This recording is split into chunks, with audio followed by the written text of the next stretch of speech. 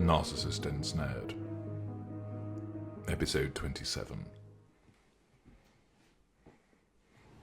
Ian Wynne drove down the dual carriageway as they headed to Tonnington. He had taken the day off from the bank in order to support Ashleigh.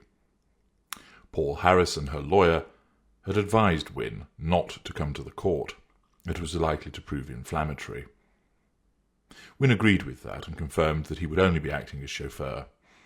Instead, they organised for Louise to be at court with Ashleigh. She could not count on her parents, as according to Peter's witness statement, they supported what Peter was doing. On the previous Wednesday, Ashleigh and Wynne had travelled to Jen's house in the middle of nowhere for a powwow with Jen and Louise. These two long-standing friends of Ashleigh had sat with Wynne and Ashleigh in an old cottage with its large log fire blazing away, as Peter was subjected to a severe character assassination. After various protestations and indignation about what Peter was doing, they had sat and recounted repeated anecdotes to Wynne about Peter's horrible behaviour to Ashleigh. "Do you know, Ian, that he pushed her out of a moving car in front of Amelia?" Jen had explained.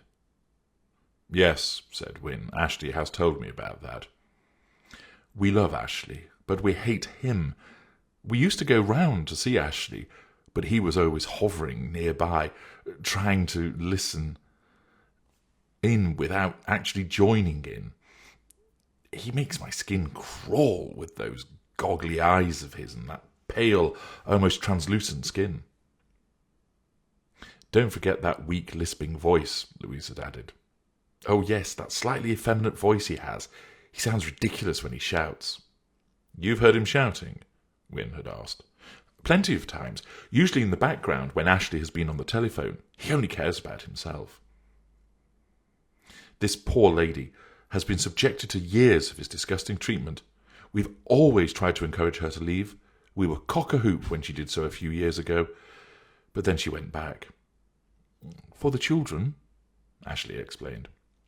"We know, love, but now you've broken away and it seems like you have a genuine chap in Ian to support you," Louise had said.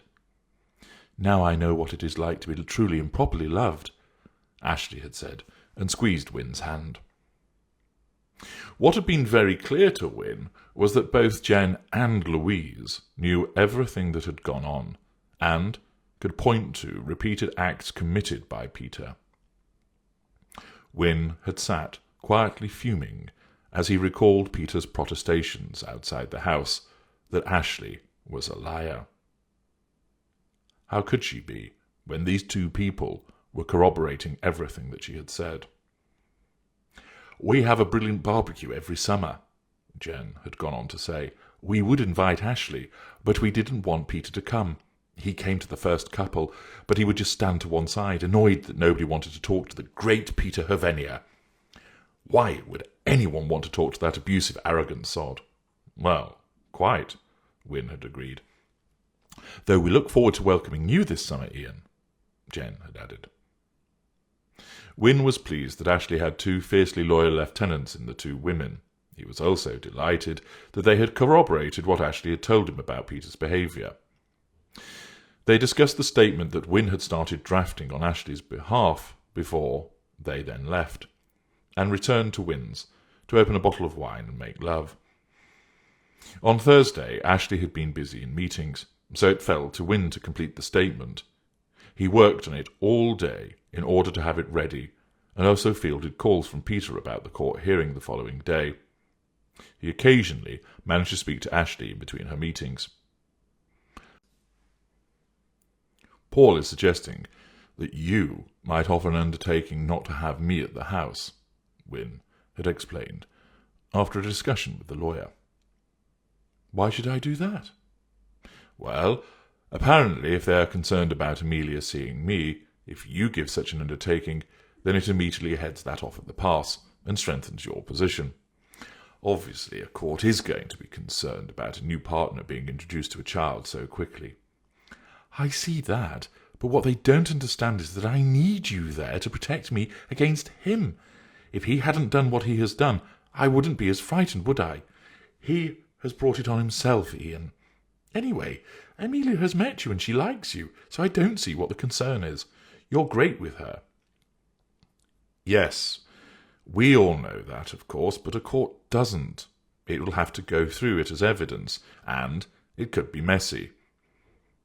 I think what Peter is trying to do is create problems for you, and Paul is trying to steer a route through this that is not going to be as stressful for you. Oh, he needn't worry about that. I've suffered all the stress from his behaviour and this application. So what should I tell him? Tell him no, I am not being bullied. I am going to fight him, and this witness statement is going to blow him away. Where are you up to with it? Ashleigh had asked. Nearing completion. I've answered all his allegations based on what you've explained to me, so that's all boxed off. I've then gone through what you have done for the children, compared with how he does very little. I've then explained about all the abuse that you have suffered, and then I have dealt with what has happened since you split up. I'm dealing with the rape. I have described his behaviour during the day, about coming back to claim what was his and so on. I need more detail on what actually happened when he came back. Obviously, I wasn't there, so I need you to tell me about it. Ashleigh had paused. Let me think about it. Carry on with the rest of the statement, and I'll email something to you shortly. Okay. A little later, an email arrived. Hi, just put the following. That evening, the applicant returned to the house, and in accordance with his threats, he raped me. I found the whole events of that night too traumatic to detail in my statement. Thanks, Ashleigh. Kiss, kiss, kiss. Wynne had accordingly adapted the statement as she had required before finishing it, and then emailed it across for her to read, amend, and approve, and then to send to Paul Harrison. It was explosive stuff, and Wynne was pleased that the full and true story was now being told.